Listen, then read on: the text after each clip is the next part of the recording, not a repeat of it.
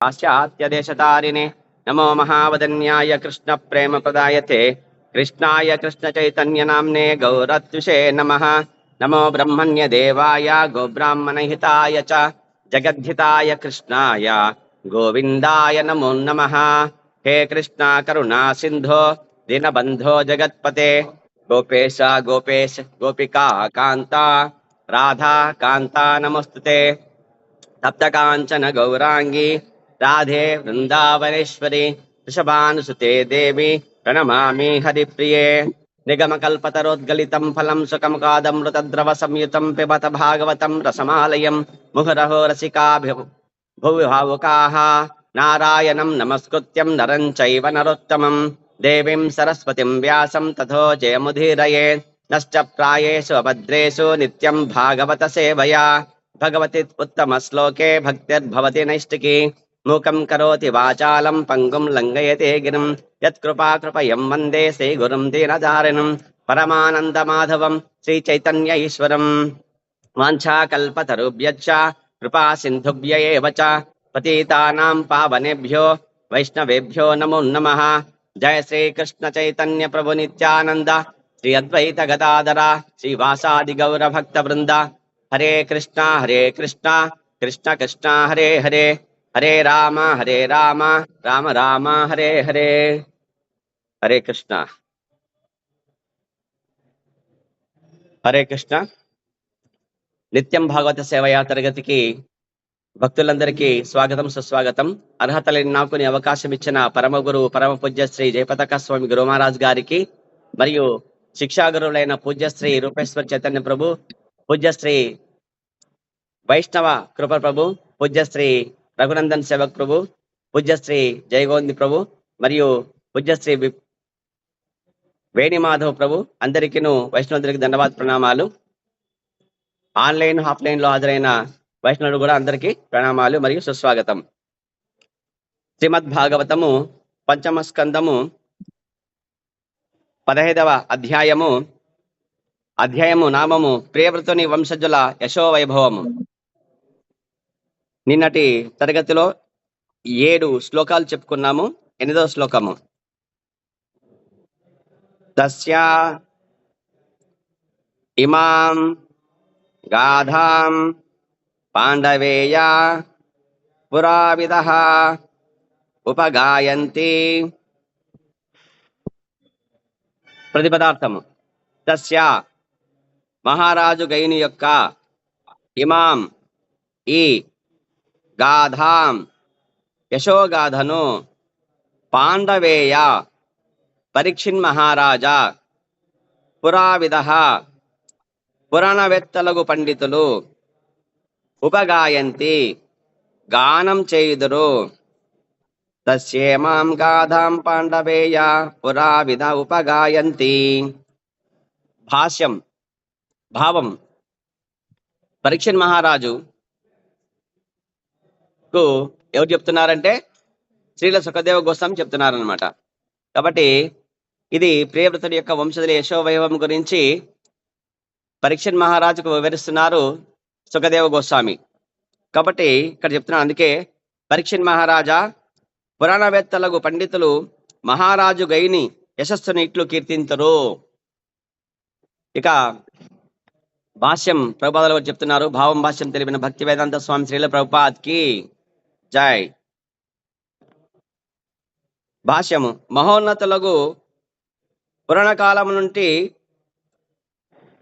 కాలము నాటి రాజులు ప్రస్తుత పాలకులకు ఆదర్శనీయులై ఉన్నారు। ప్రస్తుతము ప్రపంచ పాలనము కావించు వారు గైడు, ధర్మరాజు, ఋతు మహారాజు వంటి రాజులను ఆదర్శనీయంగా తీసుకొని ప్రజలు ఆనందభాగులకు రీతి రాజ్యపాలనము కావించవలెను।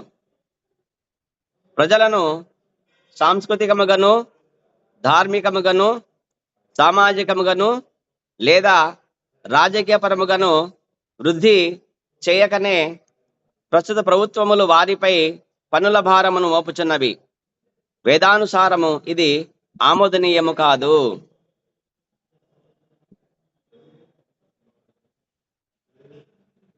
హరే కృష్ణ. ఇక్కడ ప్రభుపాదులు చెప్తున్నారు భాష్యంలో, మహోన్నతులకు పురాణ కాలం నాటి రాజులు ప్రస్తుత పాలకులకు ఆదర్శనీయులై ఉన్నారు. అంటే పురాణ కాలం నాటి రాజులు భగవంతుడి యొక్క అంశలై అయిన పృథు మహారాజు, తర్వాత ఇక వృషభదేవుడు, వీళ్ళంతా భగవంతుడి యొక్క అంశలు, వీళ్ళు అంటే అవతారాలు. కాబట్టి వీళ్ళు ఎంతో గొప్పగా పరిపాలించినారు. కాబట్టి ఆ పురాణ కాలం నాటి రాజులు ప్రస్తుత పాలకులకు ఆదర్శనీయులు ఉన్నారు. ఇప్పుడు ప్రస్తుతము ఈ కలియుగంలో ఉండే పాలకులు ఎవరైతే ఉన్నారో వాళ్ళకి ఆదర్శనీయం ఎవరంటే ఆ పురాణ పాలకులు.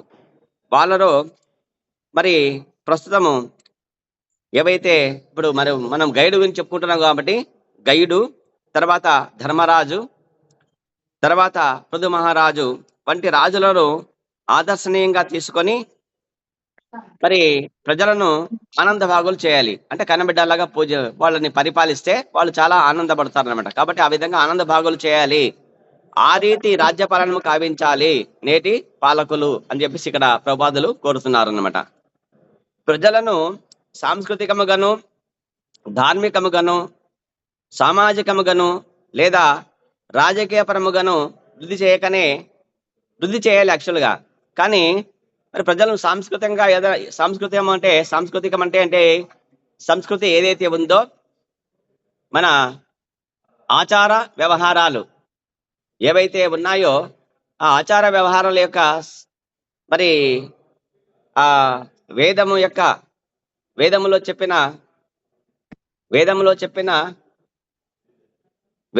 చెప్పిన విధంగా మరి ఆ విధంగా వచ్చేసి వైదిక జీవనం గడపడానికి సంబంధించిన వివిధ విషయాలు ఏవైతే ఉన్నాయో ఇవన్నీ బోధించాలా ఎవరు? రాజులు, పరిపాలన చేసేవాళ్ళు. కాబట్టి ధార్మికంగా ఉండాలా. ధార్మిక జీవనం అంటే సంస్కృతి సంప్రదాయాలు ఏవి ఉన్నాయి, ఎటువంటి సంప్రదాయాలు కలిగి ఉండాలి, మనం రోజు తిలకం పెట్టుకోవాలి, ధార్మిక జీవనం గడపాలి. అంటే ధార్మికం అంటే ఏమి? వేదములో ఏ విధంగా అయితే మనకు జీవనం గడపాలని చెప్పి ఉన్నారో ఆ విధంగా మనము జీవనము గడపడానికి ధార్మికముగా ఉండాలి. మరి ధర్మముతో సాక్షాత్ భగవత్ ప్రణీతం. ధర్మం అంటే శ్రీకృష్ణ భగవానుడు ఏదైతే చెప్పాడో గీతలో ఆ విధంగా మనకు ఆ ధర్మం ప్రకారంగా మనం అనుసరిస్తూ వెళ్ళాలి అనేది ధార్మికం అవుతుంది. ధర్మంగా జీవించడం ధార్మికం. ఆ తర్వాత సమాజంలో ఉండే వాళ్ళందరినీ మరి బాగా ఉద్ధరించాలా, సామాజికంగా అందరూ బాగా ఉద్ధరించబడాలా. అదే విధంగా మరి అందరికీ సమాన అవకాశాలు ఇవ్వాలా. మరి అందరికీ మరి రాజు యొక్క పరిపాలనలో ముఖ్యంగా 3 అంశాలు ఉన్నాయని చెప్పేసి నిన్న తరగతి చెప్పుకున్నాం. విద్య, వైద్యము, ఉపాధి. ఇవి 3 ఖచ్చితంగా ఎవరైతే ప్రభుత్వం పాలకులు ఎవరైతే ఉన్నారో వాళ్ళు ఖచ్చితంగా ఇవ్వాలి. ఉచిత విద్య ఉండాలి, ఉచిత వైద్యము ఉండాలి, తర్వాత ఉపాధి కల్పించాలి. అంటే చదువుకున్న వాళ్లకు ఉద్యోగాలు, పనులు కల్పించి ఆ విధంగా వాళ్ళని మరి ఆదర్శనీయంగా పరిపాలన చేయాలని చెప్పేసి ఇక్కడ చెప్తున్నాడు. కాబట్టి ఇవన్నీ చేసేవి మరి ఈ విధంగా ప్రస్తుత ప్రభుత్వాలు చేస్తున్నాయా అంటే చేయడం లేదు. మరి పూర్వము శాస్త్రంలో 6% పన్నులు విధించాలని చెప్పేసి ఉంది. కాబట్టి ఆ విధంగా 6% పన్నులు విధిస్తున్నారు తప్ప, ఇంకా అధికంగా విధిస్తున్నారు తప్ప ప్రస్తుత ప్రభుత్వాలు ఏవైతే ఉన్నాయో అవి ప్రజా ప్రయోజనాలకు సంబంధించి కాకుండా వేరే విధంగా పరిపాలిస్తున్నారని చెప్పేసి ఇక్కడ ఆ విధంగా చేస్తున్నారు. ఇది ఆమోదనీయం కాదు, శాస్త్రసమ్మతం కాదు, వేదానుసారము ఇది మరి సత్యం కాదు, ఇది అసత్యం చేస్తున్నారు, అధర్మం చేస్తున్నారు అని చెప్పేసి ప్రబోధనలు ఇక్కడ హెచ్చరిస్తున్నారు అనమాట. ఇక 9వ శ్లోకం చూడండి. మహారాజు గైడు అన్ని రకములకు వైదిక కర్మలను నిర్వహించడివారు. అందరు కూర్చోవాలి కృష్ణ. మహారాజు గైడు అన్ని రకములకు వైదిక కర్మలను నిర్వహించడివాడు. వైదిక కర్మలు అంటే వేదములో ఏవైతే కర్మలు ఉన్నాయో మరి ఆ కర్మలను ఆయన అంటే ఉదాహరణకు యజ్ఞం, యజ్ఞాచరణం చేశారని చెప్పేసి గైడు చెప్పినారు. కాబట్టి యజ్ఞం చేయాలని చెప్పినారు కాబట్టి యజ్ఞం చేశారనమాట. కాబట్టి ఆ విధంగా వైదిక కర్మలను నిర్వహించేవాడు గైడు మహారాజు. అత్యంత బుద్ధిశాలియగు అతడు వేదాధ్యయనమునందు నిష్ణాతుడై ఉండెను. అతడు బుద్ధిశాలి. ఎవరు బుద్ధిశాలి అంటే వేదాధ్యయనం చేసిన వారిని బుద్ధిశాలి అంటారనమాట. కాబట్టి వేదాలను అధ్యయనం చేయాలి అని చెప్తున్నారు. కాబట్టి మానవుడి యొక్క ధర్మం ఏమిటంటే ఇక్కడ శాస్త్రం చెప్తుంది, మానవుడు ఏం చేయాలంటే శ్రీ విగ్రహారాధన చేయాలి. అంటే ఏమి? శ్రీ అంటే ఎవరు? శ్రీ విగ్రహం అంటే ఎవరిది? కృష్ణుడి యొక్క విగ్రహం పెట్టి పూజ చేయాలి. భగవంతుడు అంటే ఎవరు? కృష్ణుడు. కృష్ణుని ఆరాధించాలి అని ఇక్కడ చెప్తున్నారు అన్నమాట. ఇక్కడ శ్రీ విగ్రహారాధన.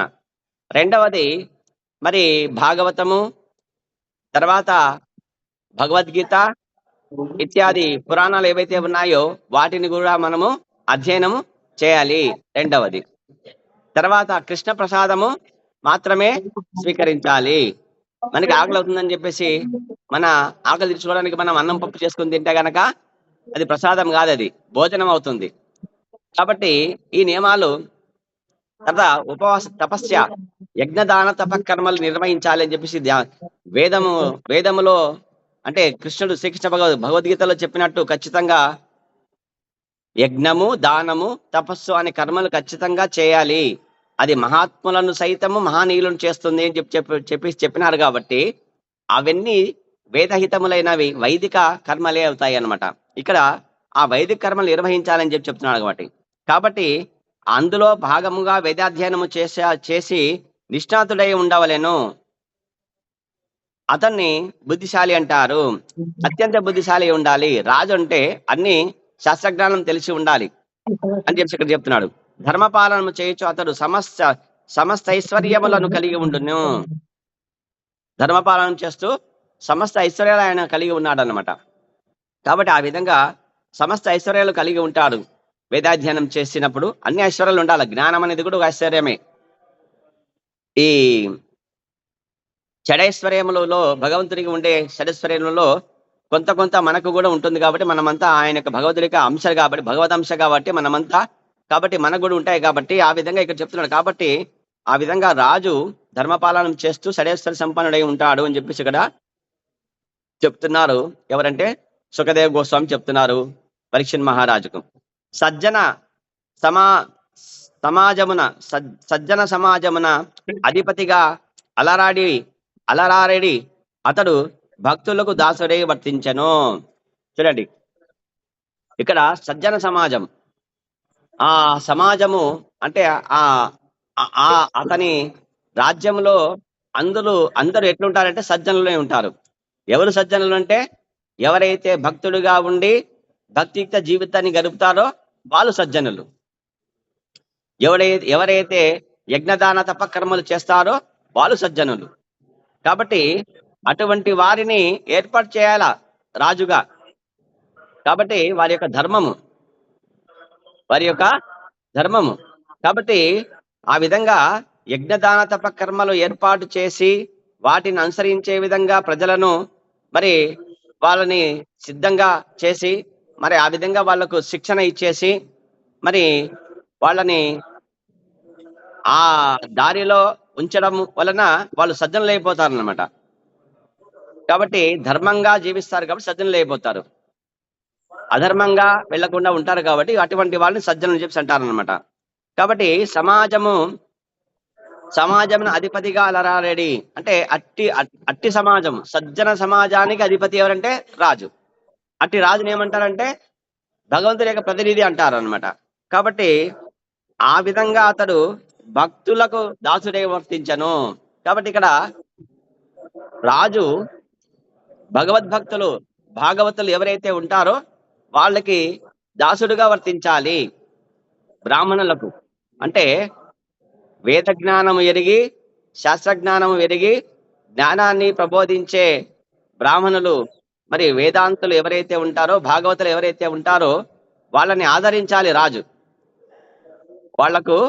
వాళ్ళను ఆదరించాలి, వాళ్ళని సేవించాలి. ఆ విధంగా వాళ్ళకు దాసుడై ఉండాలి. కాబట్టి శాస్త్రనిర్దేశానుసారము మరి ఒక బ్రాహ్మణుడు ఏదైతే చెప్తాడో క్షత్రియుడైన రాజు దానికి అనుగుణంగా వర్తించాలి అని ఇక్కడ శాస్త్రంలో చెప్పినది సుఖదేవ్ గోస్వామి చెప్తున్నాడు. కాబట్టి అతడు భాగవత అవతారమే కనుక మహోన్నత మగు యజ్ఞ నిర్వహణమున అతనితో ఎవడు సరితూగగలడు? కాబట్టి ఇక్కడ భగవత అవతారము ఎవరు? గైడు కూడా భగవంతుడి యొక్క అంశనే అయిన. ఇప్పుడు మరి పృథు మహారాజు కూడా భగవంతుడి యొక్క అంశనే. ఆ విధంగా ఋషభదేవుడు కూడా భగవంతుడి యొక్క అంశలే వీరు. కాబట్టి భగవదంశ కాబట్టి అతడు మహోన్నతమగు యజ్ఞ నిర్వహణము చేశారు అని ఇక్కడ చెప్తున్నారు అనమాట. కాబట్టి యజ్ఞ నిర్వహణ మహోన్నతముగా చేసే వారు ఎవరంటే కేవలం భగవదంశలు మాత్రమే. కాబట్టి అతనితో ఎవరు సరితూగగలడు అంటే అతనికి సాటి ఎవరు లేరు అని చెప్పేసి ఇక్కడ చెప్తున్నారు. ఎవరు? పరీక్షిత్ మహారాజు. ఇక 10వ శ్లోకం.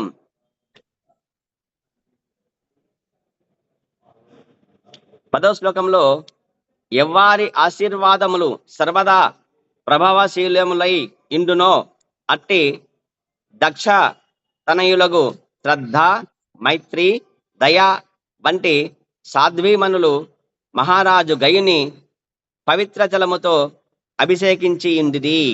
నిస్సందేహముగా వారతని పట్ల సంతుష్టులైరి. ధారిణి అయి అరుదించిన పృథ్వీ గయుని సద్గుణములను గాంచినంతటా వస్త్రమును చూచిన భంగి పుష్కలముగా చీరము ఒసగినది. అనగా గయుడు పృథ్వీ నుండి సమస్త లాభమును పొంది తన ప్రజల అవసరములను తీర్చగలిగాను. అయినను అతనికి మాత్రము ఎట్టి కోరిక ఉండేది కాదు. ఇక గైడు గురించి కీర్తిస్తున్నాడు. ఇక్కడ పరీక్షిత్ మహారాజుకు చెప్తున్నాడు. ఎవరు కీర్తిస్తున్నారు? సుఖదేవ్ గోస్వామి కీర్తిస్తున్నాడు. మరి పూర్వము పృథు మహారాజు ఏ విధంగా అయితే మరి పరిపాలన చేశాడో, ఆయన పృథు మహారాజు అంటే ఎవరు? భగవంతుడికి అంశ కాబట్టి ఆ విధంగా గైడు కూడా భగవదంశయే కాబట్టి ఆ విధంగానే చేస్తున్నాడు. ఇక్కడ పరిపాలించడం చెప్పడానికి ఇక్కడ చెప్తున్నాడు. ఎవ్వారి ఆశీర్వాదములు సర్వదా ప్రభావశీలములై ఇండునో అట్టి దక్షతనయులకు శ్రద్ధ, మైత్రి, దయ వంటి సాధ్వీమనులు మహారాజు గైని పవిత్ర జలముతో అభిషేకించి ఉండిరి. ఇక ప్రభాశీలురు, సర్వదా ప్రభాశీలురు ఎవరంటే దక్షుడి యొక్క తనయులు. వారు ఎవరంటే గొప్ప సాధ్వీమనులు. శ్రద్ధ ఒక అంటే దక్ష ప్రజాపతి యొక్క పుత్రికలు వీళ్ళు. శ్రద్ధ, మైత్రి, దయ అని ముగ్గురు సాధ్వీమనులు మహారాజు గైని పవిత్ర జలముతో అభిషేకించినారనమాట. అభిషేకించేసి ఆయన అభిషేకం చేసేస్తారు కదా, ఆ విధంగా అభిషేకించారు, పట్టాభిషేకం చేశారు. ఇది ఆశీర్వాదం. ఆ విధంగా నిస్సందేహంగా వారతని పట్ల సంతుష్టలైరి. అంటే అతను ధర్మం కలిగి ఉన్నాడు కాబట్టి ఆ విధంగా అతని పట్ల వీరు సంతుష్టలయ్యారు అన్నమాట. ఆ తర్వాత ఇంకా ఎవరంటే గోరూపధారిణి అయి అరుదించిన పృథ్వీ గైని సద్గుణములను గాంచినంతటా వస్త్రమును చూచిన భంగి పుష్కలముగా చీరమును సగినది. మరి భూమాత పృథ్వీమాత ఏం చేసినారంటే ఆమె గోవు రూపంలో వచ్చేసింది అనమాట. వచ్చేసి గోవు ఎప్పుడైనా సరే తన వస్త్రం, గోవస్త్రం అంటే దూడను చూస్తే గనక తనకు ఏ విధంగా అయితే తన బిడ్డకు కడుపారా పాలు ఇవ్వాలని చెప్పేసి ఆ గోవు తలుస్తుందో ఆ పొదుగు నుంచి పాలను పుష్కలంగా ఇచ్చేసిందట. ఎవరికి? గయుడికి. గయుడిని వస్త్రముగా భావించింది.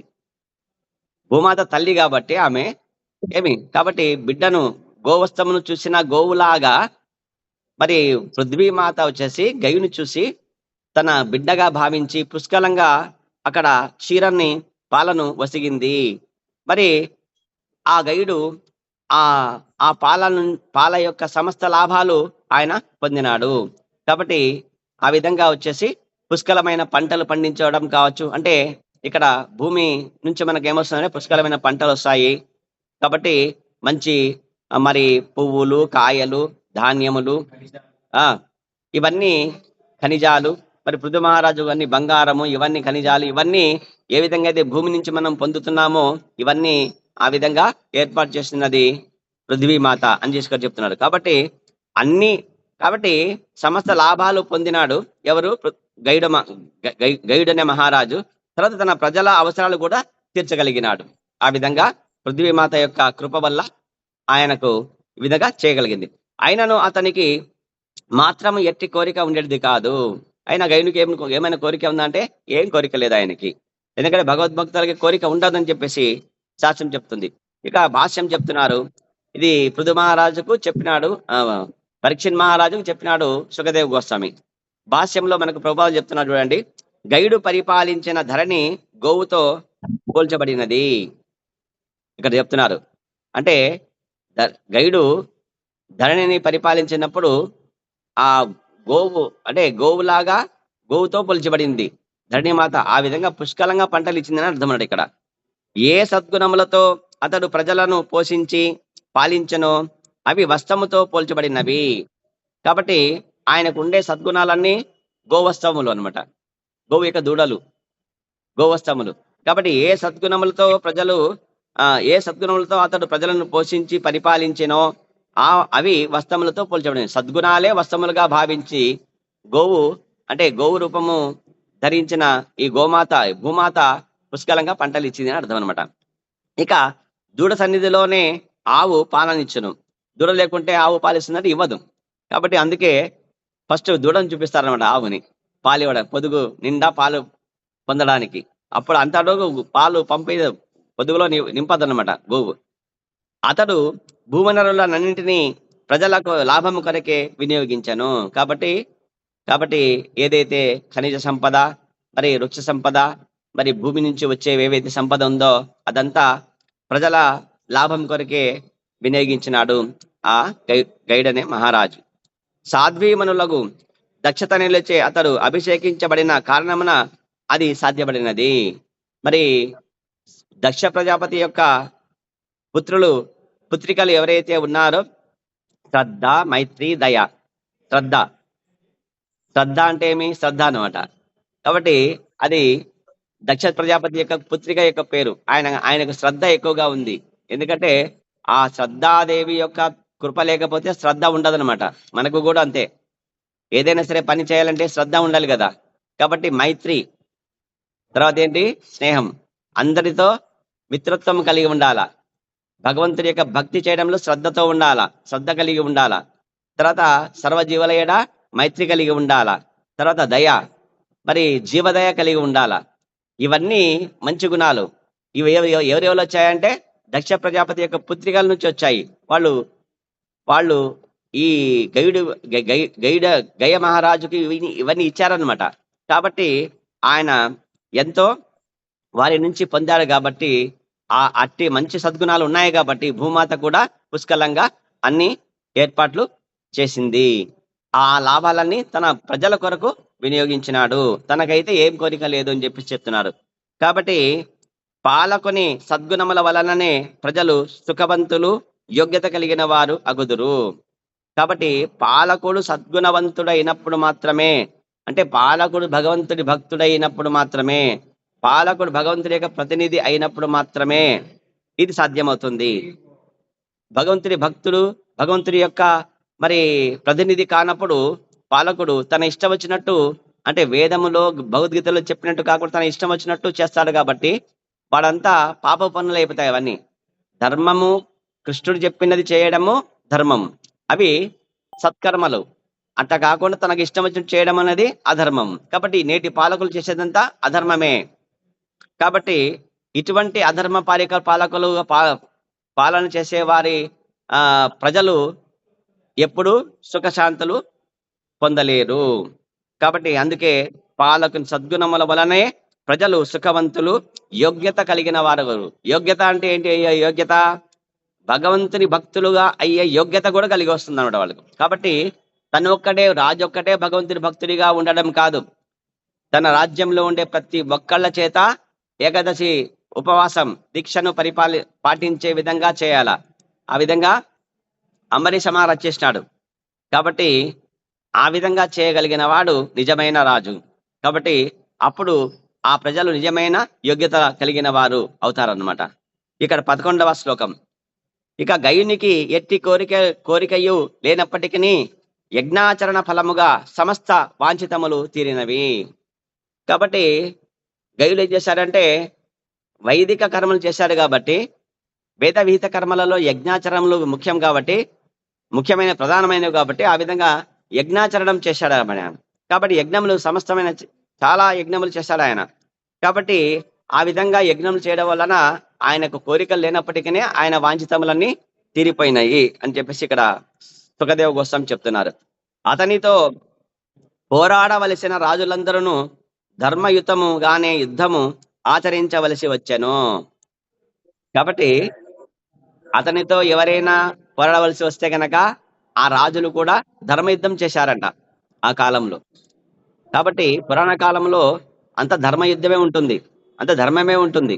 కాబట్టి ఆ విధంగా చేశారట. ఎందుకంటే యజ్ఞాచరణలో ఆయన చేసిన పుణ్యం వలన ఆయన యొక్క ఆ యజ్ఞం యొక్క ప్రభావం చేత ఏమవుతుందంటే ఈ సమస్త ప్రపంచమంతా అందరకు ఆ యొక్క ఫలితం వచ్చేసి అందరూ ధర్మంగానే ఉండిపోతారు అన్నమాట. కాబట్టి వాళ్ళు కూడా ధర్మయుద్ధం ఆచరించినారని చెప్తారు. వారందరూ గయుని ధర్మ యుద్ధమునకు మిక్కిలి ముదమంది కానుకలను సమర్పించిరి. సరే, ఈయన ధర్మాత్ముడు, ఏంతో మనం ఎందుకు యుద్ధం చేయాలని చెప్పేసి ఆయన వచ్చిన వెంటనే ఆయనకు ముందుగానే యుద్ధం చేయకుండా ఎంతో సంతోషంతో ఆ రాజు కానుకలు ఇచ్చేసి, అయ్యా మీరు చక్రవర్తిగానే ఉండండి, మేము మీకు సామంత రాజులుగా ఉంటాము అని చెప్పేసి ఆ విధంగా ధర్మంగానే వెళ్ళి అంగీకరించినారు, కానుకలు సమర్పించినారు. ఇది గొప్ప గుణం ఇది. కాబట్టి అదే విధముగా గయుని రాజ్యము నందలి బ్రాహ్మణులు అతని ఉదారముగు దానములతో మిక్కిలి సంతుష్టులైది. ఇక ఉదార గుణం కలిగిన వారంటే బ్రాహ్మణులకు అడిగిన దానికి 10 రెట్లు ఇవ్వడం ఉదారం అంటే. ఉదారం అంటే వాళ్ళు 10,000 అడిగితే కనుక 1,00,000 రూపాయలు చేయడం 10 రెట్లు. ఇప్పుడు బ్రాహ్మణుడు ఎందుకు సంతుష్టుడు కాదు చెప్పండి? కాబట్టి ఆ విధంగా వచ్చేసి బ్రాహ్మణులు సంతుష్టులు పరచడం అనేది ప్రతి ఒక్కరి ధర్మము, గృహస్థ యొక్క ధర్మము. కాబట్టి గృహస్థుడి యొక్క ధర్మం ఏంటంటే బ్రాహ్మణులని సంతుష్టపరచాల గృహస్థుడు. మరి రాజు కూడా గృహస్థుడే కదా. కాబట్టి మనమైతే ఒక గృహానికి గృహస్థుడము, కానీ రాజు అయితే గనక తన రాజ్యంలో ఉండే గృహాలకన్నిటికీ గృహస్థుడు ఆయనే, ప్రధానం ఆయనే. కాబట్టి ఆ బ్రాహ్మణులకి ఎంతో సంతుష్టులు చేశారు అనమాట. ఆయన యొక్క దానం వలన, ఉదారంగా చేయడం వలన బ్రాహ్మణులు కూడా బాగా సంతుష్టులయ్యారు. కాబట్టి ఎక్కడ బ్రాహ్మణులు సంతుష్టులుగా ఉంటారో అక్కడ ధర్మం 4 పాదాలపైన ఉంటుందన్నమాట. కాబట్టి ఇది శాస్త్రం చెప్తుంది. ఎందుకంటే భగవంతుడే బ్రాహ్మణులంటే చాలా ఇష్టం, ఎంతో ఆదరిస్తాడు. సాక్షాత్తు ఈ చతుష్కుమారులు వైకుంఠానికి వెళ్ళినప్పుడు యాక్చువల్గా వాళ్ళు నిరాకారాన్ని ఉపాసించే వాళ్ళు. ఎవరు? చతుష్కుమారులు. మొట్టమొదట సాకార బ్రహ్మముని అంటే భగవంతుని ఆరాధించే వాళ్ళు కాదు. ఎప్పుడైతే మరి వైకుంఠానికి వెళ్ళి విష్ణువుని దర్శించాలని చెప్పి వెళ్ళినప్పుడు జయ విజయులు మరి వీళ్ళు ఎవరు చిన్న పిల్లకాయలని చెప్పేసి ఆపేస్తారనమాట ద్వారం దగ్గరే. అప్పుడు శపిస్తారు వాళ్ళని, జయ విజయుల్ని. మీరేంటి చిన్నపిల్లలని చెప్పి చిన్న చూపు చూడడం ఏంటి? పెద్ద గడ్డాలు, తర్వాత పెద్ద పెద్ద కుప్పలు కట్టుకొని తెల్ల వెంట్రుకలు ఉంటేనే మీరు పంపిస్తారా? చిన్న బాలని మీరు పంపించారా మీరు? ఇది ఎక్కడిది? ఇది దానవ స్వభావం. ఇది దానవులకు ఉండవలసిన గుణాలు ఇవి. ఈ లక్షణాలు ఎక్కడికి వైకుంఠంలో ఉండే వాళ్ళకి ఎట్లా దాపుడిస్తాయి? ఏమి వైకుంఠములంటే ఏమి? కుంఠములంటే కష్టములు. కష్టములు లేని చోట ఇటువంటి కష్టం తెచ్చిపెట్టారు మాకు మీరు. కాబట్టి మీరు దానవులుగానే జీవించండి అని చెప్పేసి శపించినారు అనమాట. ఎవరు? చతుష్కుమారులు. కాబట్టి అందుకే భగవంతుడు బయటకు వచ్చాడు, ఏదే కలకాలం ఏది జరుగుతుందని చెప్పేసి. విష్ణువు బయటకు వచ్చినాడు. బయటకు వచ్చేసి ఎవరు నాయన అంటే చూసినారనమాట. శపించినారని చెప్పి తెలిసిపోయింది ఆయనకి. కాబట్టి చెప్తాడు, నాదే తప్పు అంటాడు. చూడండి, ఆ బ్రాహ్మణ బాలుడికి విష్ణువు భగవంతుడి యొక్క అంశ, ఆయన భగవంతుడే ఆయన. మరి ఆయన ఏం చెప్పినాడు? సారీ చెప్పినాడు, నాదే తప్పు. నా పరిస్థితులు అంటే నా సేవకులు తప్పు చేస్తే నేను చేసినట్టే. కాబట్టి నాయన నేను బ్రాహ్మణులు ఎంతో ఆరాధిస్తా, నేను వాళ్ళకు ఏమి ప్రథమ పూజ చేస్తా, నేను అందరికంటే ఉన్నతంగా వాళ్ళని నేను చూస్తా నేను అని చెప్పేసి అన్నాడు. కాబట్టి ఆ విధంగా బ్రాహ్మణులకే మిక్కిలి సంతోషం చేయాలి. కాబట్టి తత్ఫలితంగా వారందరూ అతని అతని పరలోకలో లాభమునకై తమ పుణ్యములో 6వ భాగమును వసిగిరి. చూడండి, పరలోకానికి ఉండే తన యొక్క వారు ఎవరైతే ఉంటారో, పితృదేవతలు ఎవరైతే ఉంటారో వాళ్ళకి ఈ బ్రాహ్మణులు ఏం చేస్తారంటే ఆ పరలోక లాభంకై తమ తమ దగ్గర ఉండే పుణ్యాన్ని 6వ వంతు దానం చేసేస్తారంట. ఇది చూడండి, ఈ విధంగా బ్రాహ్మణులు కూడా గొప్ప త్యాగాన్ని చేసినారు. తమ చేసుకున్న పుణ్య ఫలాలని 6వ వంతును దానం చేసేసినారు గయ మహారాజుకి. కాబట్టి ఇక్కడ భాష్యం చెప్తున్నాడు ప్రభుపాదుల వారు, క్షత్రియునిగా గయుడు ప్రభుత్వ పాలనకై సామంత రాజులతో పోరాడవలసి వచ్చినను వారతని ఎడ అసంతుష్టులు కాలేదు. సరే, ఇతను ధర్మాత్ముడు అని చెప్పేసి సంతోష్. హరే కృష్ణ, ఎవరో మాట్లాడుతున్నారండి, మ్యూట్ చేసుకోండి. కృష్ణ నీళ్ళు ఇప్పుడే వద్దా? కృష్ణ నీళ్ళు ఇప్పుడే వద్దులే కానీ తర్వాత చూసుకోండి, ఫస్ట్ మ్యూట్ చేయండి. హరే కృష్ణ. కాబట్టి క్షత్రియునిగా గయుడు ప్రభుత్వ పాలనకై సామంత రాజులతో పోరాడవలసి వచ్చినను వారతని ఎడ అసంతుష్టులు కాలేదు అని చెప్పేసి ఇక్కడ చెప్తున్నాడు. కాబట్టి ఏం చేస్తున్నాడు, కానుకలు ఇచ్చేస్తున్నాడు అంతే. వాళ్ళు సంతుష్టులు అయిపోయి, నాయన నేను సామంత రాజులుగా ఉంటాం మీకు అని చెప్పేసి గైడుకి అంగీకరించారు. అతడు ధర్మము కొరకే యుద్ధం చేయుచున్నాడని వారు ఎరిగి ఉండుటయే దీనికి కారణము. కాబట్టి ఒక దేశంలో ఉండే సంపదను దోచుకొని పోవాలనే ఉద్దేశంతో వచ్చిన వాడు ఎవరైతే తుచ్చుడు వాడు కదా, వాడి దగ్గర లోభివాడు, వాడి దగ్గర లేదు, వాడి భూమి పుణ్యభూమి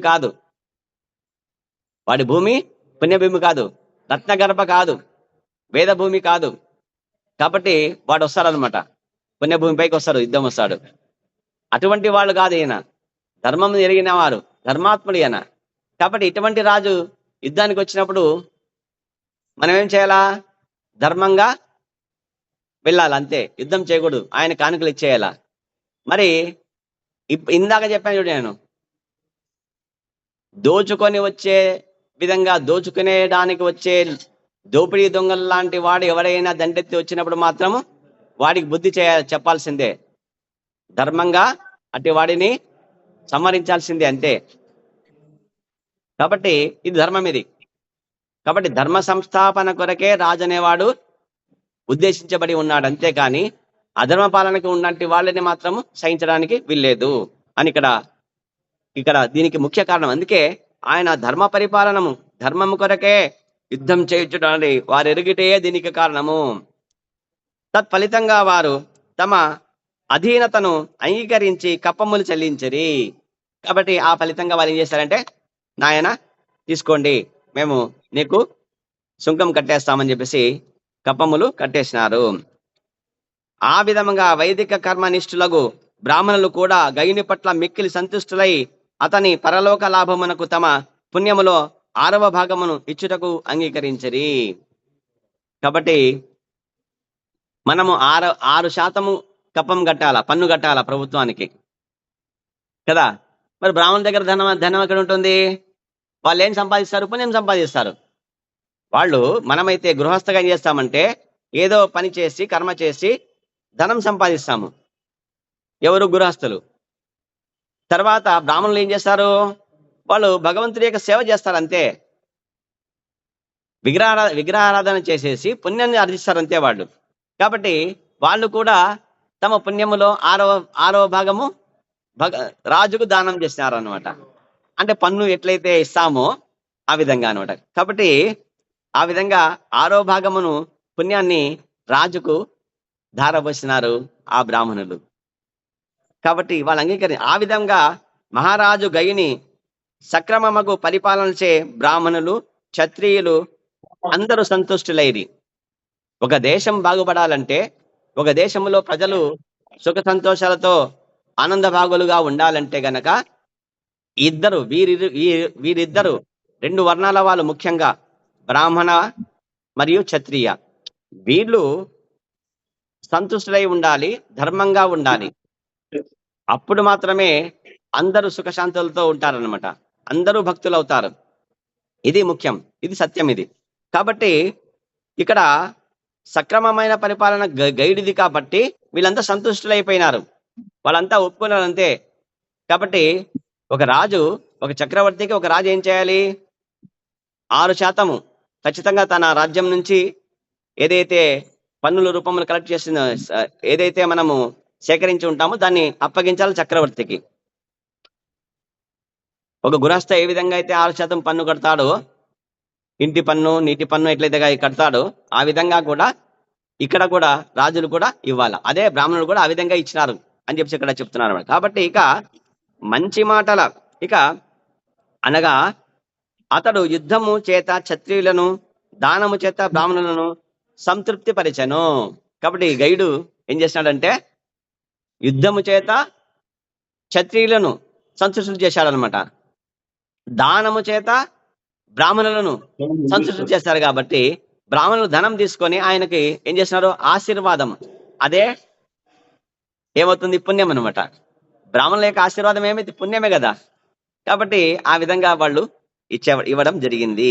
ఇక మంచి మాటల చేతను ప్రేమపూర్వకముకు వ్యవహారము చేతను వైశ్యులు ప్రోత్సాహమందిరి. ఇక 3వ వర్ణము ఎవరు? వైశ్యవర్ణం. వర్ణం వారితోటి మంచి మాటలు చెప్పారంట. మీరు బాగా పంటలు పండిస్తున్నారు, మీరెంతో ధర్మంగా మరి ఆ కాలానికి సంబంధించి ఆయా పంటలు, ఆయా విత్తులు వేసి మరి ప్రజలకు సమయంలో వాళ్ళకందరికీ ఆహారము ఏర్పాటు చేస్తున్నారు, ధాన్యాలు పండించి. లేకపోతే వాళ్ళకు పంటలు ఉండవు, పంటలు లేకపోతే ధాన్యం ఉండదు కదా, ఆహారము తగ్గుతుంది కదా అని చెప్పేసి ఈ విధంగా వాళ్ళని ప్రేమపూర్వకముగా వ్యవహారము చేసినాడు అందరితో వైశ్యుల దగ్గర. కాబట్టి ఆ విధంగా గొప్పగా వాళ్ళని వైశ్యుల్ని కూడా ప్రోత్సహించేసి వాళ్ళని కూడా సంతృష్టి చేశారనమాట. కాబట్టి వాళ్ళు బాగా పంటలు పండించినారు అనమాట బాగా. మరియు గైడు వనర్చిన నిరంతర యజ్ఞముల వలన కడుపు నిండుగా భోజనమును దానమును పొంది శూద్రులు తృప్తి పొందిరి. ఇక 3వ వర్ణము, 4వ వర్ణం వాళ్ళు ఎవరు?